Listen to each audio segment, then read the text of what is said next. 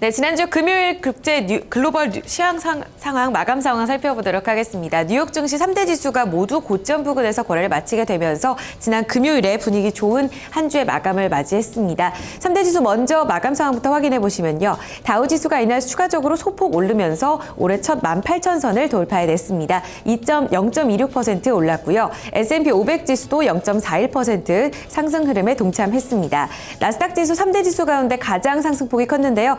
이날 역시 0.75% 추가 상승 이어갔습니다.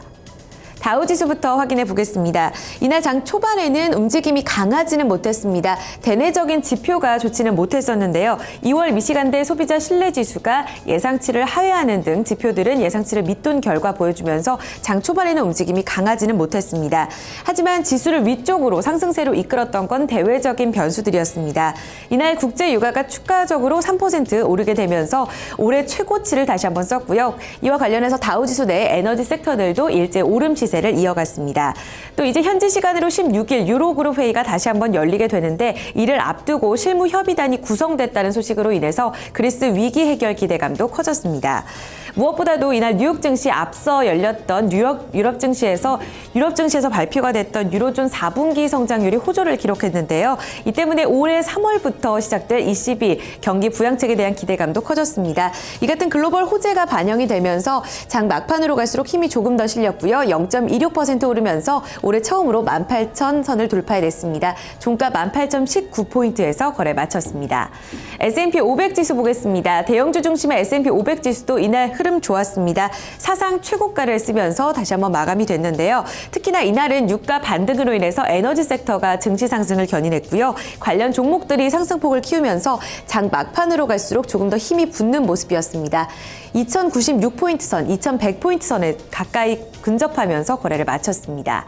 나스닥 지수까지 확인하겠습니다. 앞서 말씀드린 대로 3대 지수 가운데서 상승폭이 가장 컸습니다. 주간 단위로도 가장 흐름이 좋았던 나스닥 지수였는데요. 나스닥 지수 같은 경우에는 나흘 연속 신고가를 경신하고 있는 애플의 효과가 가장 큽니다. 계속해서 애플 증권사들의 목표 주가 상향 조정 소식도 이어지는데요. 이날 애플 주가가 역시 나스닥 지수를 이끌면서 장중 고점 부근에서 거래 마쳤습니다. 0.75% 오르면서 4,893포인트 선에 종가 형성됐습니다. 3대 지수 보신 것처럼 이날 금요일 장에서도 분위기가 좋았었고요. 이 때문에 3대 지수 모두 주간 단위로도 1%에서 2% 가까이 상승 흐름 마쳤습니다. 글로벌 호재가 반영이 되면서 흐름이 점점 좋아지는 모습이었는데요. 뉴욕 증시에 영향을 줬던 이슈들 외신의 반응 살펴보겠습니다. 우성무 기자 살펴주시죠. 네, 지난 금요일 뉴욕 증시에 영향 미쳤던 소식들 외신 통해 함께 살펴보겠습니다. 앞서 들으신 것처럼 지난 금요일 대외적인 호재가 많았는데요. 유로존의 4분기 GDP가 개선됐다는 소식이 투자 심리를 개선시키는 모습이었습니다. 특히 유로존 최대 경제국인 독일의 GDP가 크게 개선되면서 투자 심리가 개선됐는데요. 자세한 소식 마켓워치 통해 함께 살펴보겠습니다. Eurozone GDP grows 0.3% as Germany picks up pace. 현지 시간으로 지난 금요일 마켓워치에 따르면 유로스타트는 유로존의 4분기 GDP가 0.3% 증가했다고 밝혔습니다. 이는 전문가 예상치였던 0.2% 상회를 웃도는 결과가 나왔는데요. 또한 지난해 같은 기간과 비교했을 때도 유로존의 4분기 GDP는 0.9% 늘어나면서 예상치였던 0.8% 증가를 상회했습니다. 특히 유로존 최대 경제국인 독일의 GDP가 양호했습니다. 이 기간 독일의 GDP를 살펴보면요.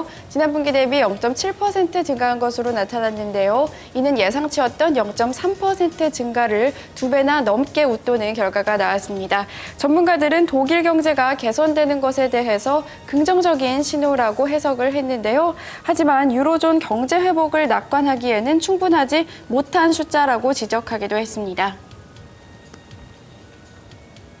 네, 다음 소식 살펴보겠습니다. 유로존 경제지표 호조와 함께 이날 국제유가가 급등하면서 증시를 추가로 끌어올리는 모습이었는데요. 자세한 소식 월스트리트 저널 통해 함께 살펴보겠습니다. Oil prices gain on hopes for European demand. 현지 시간으로 지난 금요일 월스트리트 저널에 따르면 WTI 가격은 3% 넘게 오르며 52.78달러의 거래가 마감됐습니다. WTI 가격은 연중 최고치를 기록을 했는데요. 이뿐 아니라 지난주 한 주간 2.1%나 상승을 했습니다. 이 ICA 런던 선물 시장에서도 브렌트유 역시 큰 폭의 상승을 나타냈는데요. 3.8% 오른 61.52달러를 기록했습니다. 이는 작년 12월 24일 이후 처음으로 60달러 선을 다시금 회복을 한 것인데요. 이날 감산에 대한 기대감이 커지면서 유가 상승을 도왔습니다. 베이커 휴즈에 따르면 미국의 이번 주 유정 채굴 설비 수는 84개 감소한 1,056개를 기록했는데요. 이는 지난 2011년 8월 이후 최저치를 나타낸 것입니다. 이뿐 아니라 이날 유로존과 독일의 국내 총생산 GDP 지표가 개선된 것 역시 유가 매수 심리를 도왔습니다. 유로존의 경제 개선이 유럽 지역의 수요 개선으로 이어질 것이라는 기대감이 확산됐기 때문입니다. 하지만 그럼에도 불구하고 전문가들은 단기간에 유가가 크게 뛰어오르기는 어렵다고 내다보고 있는데요. 여전히 공급이 수요를 초과하고 있기 때문입니다. 로버트 야거 미주호증권 이사는 궁극적으로 유가는 다시 오름세를 나타내겠지만 향후 몇 주간 엄청난 상승을 기대하는 것은 무리라며 여전히 공급이 넘쳐 흐르고 있다고 지적했습니다. 해외 주요 소식들 외신 통해 함께 살펴봤습니다. 네, 자 이렇게 지수별 흐름과 그에 따른 외신 소식들 좀 살펴봤습니다. 자, 그럼 지수 내 개별 종목들 마감 상황 또 어떻게 마감이 됐는지 구성 종목들 살펴보도록 하고요. 그에 따라서 외신 소식들 또 개별 종목 관련된 소식들은 어떤 소식들이 있는지 함께 좀 알아보도록 하겠습니다. 자, 다시 시황센터로 넘깁니다. 어이즈 앵커 우성 기자 계속해서 전해주시죠. 네, 다우지수 내 30개 구성 종목 흐름 보겠습니다. 16개 종목 이날 올랐고요. 14개 종목만이 시장 대비 하락했습니다. 가장 크게 올랐던 종목은 바로 캐터필러였습니다. 캐터필러를 포함해서 이날 마이크로소프트, 인텔, 기술주 좋았고요. 쉐보론 텍사코 포함한 에너지 섹터 포함해서 16개 종목이 오름 시세였습니다. 반면에 아메리칸 익스프레스 그리고 화이자를 포함한 14개 종목 내렸습니다. 상승 종목 다시 한번 확인하겠습니다. 앞서 보신 것처럼 자본재 기계 섹터 내 대장주라고 볼 수 있는 캐터필러가 이날 유로존 지표 호조에 따라서 수요 증가에 대한 기대감 반영됐고요. 2% 가까이 오르면서 다우지수에서 가장 큰 폭의 상승 보였습니다. 마이크로소프트, IBM 그리고 인텔이 이날 호조를 기록하면서 기술주 모두 좋았었고요. 유가 반등에 따라 쉐보론 텍사코와 엑손모빌 모두 1% 이상의 강세였습니다. 반면에 내린 종목 보겠습니다. 아메리칸 익스프레스가 이날 시장 대비 크게 좀 밀렸는데요. 증권사의 목표 주가 하향 소식이 이어지게 되면서 이날 투자 심리가 많이 얼어붙었습니다. 3% 가까이 밀린 모습이었었고요. 화이자 포함한 제약주도 소폭 밀렸습니다. 대형주의 섹터 흐름 살펴보겠습니다. S&P 500 섹터의 흐름인데요. 가장 큰 폭으로 올랐던 섹터는 앞서도 계속해서 회자되듯이 에너지 섹터입니다. 2% 이상의 강세 흐름 나타나면서 추가적인 랠리를 이어갔었고요. 그 밖에 오른 섹터는 자본재, 기계 섹터가 0.8% 그리고 반도체 종목들 최근의 흐름 좋습니다. 이날 추가적으로 0.6% 올랐고요. 건축과 산업재 섹터 그리고 헬스케어 섹터 모두 0.5% 이상의 강세였습니다. 반면에 이날 경기 방어주인 이 유틸리티 섹터가 1.5%의 내림 시세가 이어졌습니다. 특징주 확인하겠습니다. 앞서서 보셨다시피 에너지주의 랠리가 이날 두드러졌었는데요. 국제 유가가 올해 최고치를 다시 한번 썼습니다. 에너지주의 랠리 이에 따라서 계속해서 반등이 이어지고 있는데요. 유로존 지표 호조에 따라서 국제 유가의 수요가 증가할 것이라는 기대감이 형성이 됐고 계속해서 변동폭이 크고는 있지만 올해 최고치를 쓰게 되면서 어느 정도 바닥을 형성한 것이 아니냐는 전망에 다시 한번 힘이 실렸습니다. 다우지수 내에서 엑손모빌과 쉐보론 텍사코 1% 이상의 강세였고요. 이날 체소피커 에너지가 2% 이상의 강세, 파이오니어 내추럴 리소시스가 6%, QEP 리소시스가 4% 이상의 강세 흐름이 나타났습니다. 특징주 하나 더 보겠습니다. 이날 역시 IT, 기술주, 반도체 종목들 모두 좋았었는데 그 안에서 전자상거래 흐름도 좋았습니다. 소셜 커머스 업체인 그룹폰이 실적을 발표했는데요. 예상을 상회한 결과 보였습니다. 올해 1분기에는 강달러로 인해서 실적이 다소 줄어들 수 있다는 전망이 나왔음에도 불구하고 지난 4분기 매출이 예상을 웃돌았다는 결과에 따라서 투자 심리가 좋았습니다. 그룹폰은 6.84% 급등 양상 보이면서 8달러 선까지 올라서는 모습이었습니다. 보신 것처럼 에너지주와 기술주의 강세가 계속해서 두드러지고 있습니다. 특징주 다시 한번 외신 통해 살펴봅니다. 우성문 기자. 네, 종목 주요 소식 외신 통해 함께 살펴보겠습니다. 최근 고공행진하고 있는 애플의 주가가 지난 금요일 다시 한번 신고가를 경신했습니다. 이 애플의 결제 시스템인 애플페이와 관련해서 좋은 소식이 들려왔다고 하는데요. ABC 뉴스 통해 좀 더 자세히 살펴보겠습니다. Apple Pay gets support from the White House. 현지 시간으로 지난 금요일 ABC 뉴스에 따르면 ABC 뉴스는 미국 정부가 곧 애플페이를 사용하게 될 것이라고 밝혔습니다. ABC 뉴스에 따르면 이날 팀 쿡 애플 최고 경영자는 스탠포드 대학교에서 열린 사이버 보안 및 보호 세미나에 참석을 했는데요. 이 자리에서 쿡 CEO는 오는 9월부터 미국 내에서 애플페이가 공식적으로 사용이 될 것이라고 말했습니다. 이와 함께 쿡 CEO는 사회보장이나 군인연금 등과 같은 프로그램에서 애플페이의 이 결제 기술을 이용할 수 있을 것이라고 설명을 했는데요. 이와 함께 쿡 CEO는 곧 지갑이 과거의 추억이 되는 날이 오는 것을 상상할 수 있을 것이다 라고 덧붙이기도 했습니다. 이 소식이 들려오면서 애플의 주가는 나흘 연속 신고가를 경신했는데요. 나스닥 시장에서 애플의 주가 전날 종가보다 0.49% 높은 127달러 08센트로 거래를 마감했습니다. 네, 다음은 실적 발표한 기업 살펴보겠습니다. 소셜 게임 업체인 진가가 부진한 실적을 공개하면서 이날 증시에서 주가가 급락하는 모습을 보였는데요. 자세한 소식 마켓워치 통해 함께 살펴보겠습니다. Zynga stock tumbles after disappointing loss sales outlook. 현지 시간으로 지난 금요일 마켓워치에 따르면 진가는 4분기에 주당 손실 5센트를 기록을 했다고 밝혔습니다. 이 같은 수치는 지난해 같은 기간 기록했던 주당 손실 3센트에서 손실폭이 더욱더 높아진 것인데요.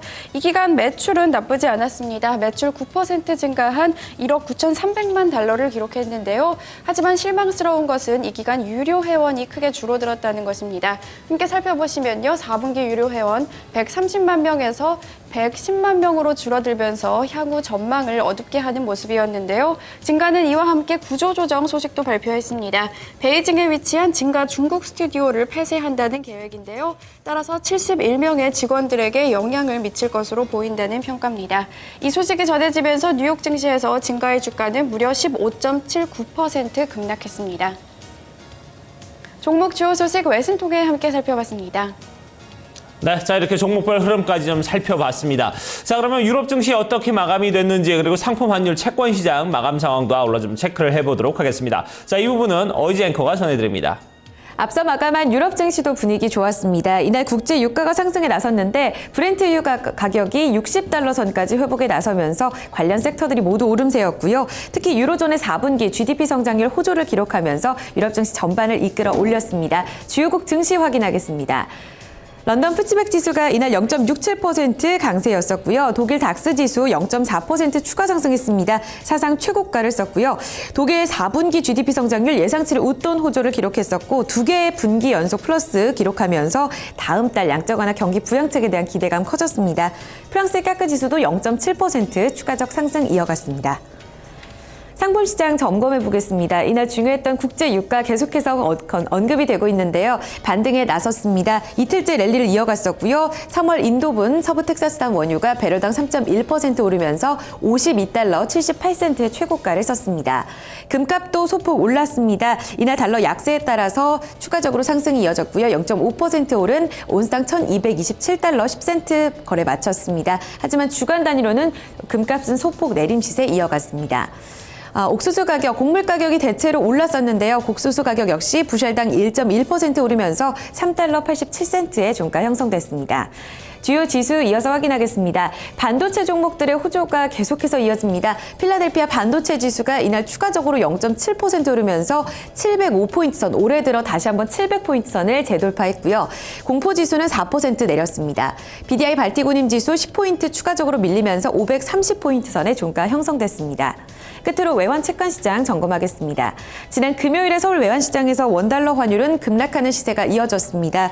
이날 미국의 1월 소매 판매 지표가 다소 부진하게 나오면서 엔달러 환율이 급락하는 흐름이 나타났고요. 이에 동조하는 양상 이어지면서 종가상으로 1,097원까지 다시 한번 밀렸습니다. 6개국 통화가치 대비 달러 흐름 나타내는 달러 인덱스는 이날 0.03% 오르면서 94.28포인트 기록했고요.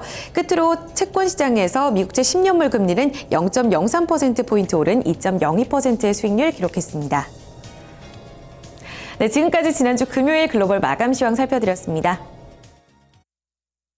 네, 자 이렇게 글로벌 마감 시황까지 좀 살펴봤습니다. 자, 오늘 아침에 좀 비가 꽤 내리고 있습니다. 내일까지 계속해서 이 비 이어질 거라고 하는데요. 하지만 추위는 뭐 큰 추위는 없을 것 같다고 합니다. 어제 워낙 날씨가 포근했기 때문에 오늘 그에 따라 조금 이제 기온이 좀 떨어지긴 하겠습니다만 그래도 뭐 크게 추위를 느낄 정도는 아니라고 하니까요. 오늘 상쾌한 봄비 맞이하면서 출근을 하시면 좋지 않을까 하는 생각이 듭니다. 자, 그럼 토마토 모닝쇼 1부 순서 여기서 마무리 짓도록 하고요. 저희 잠시 후에 2부에서 다시 뵙도록 하겠습니다.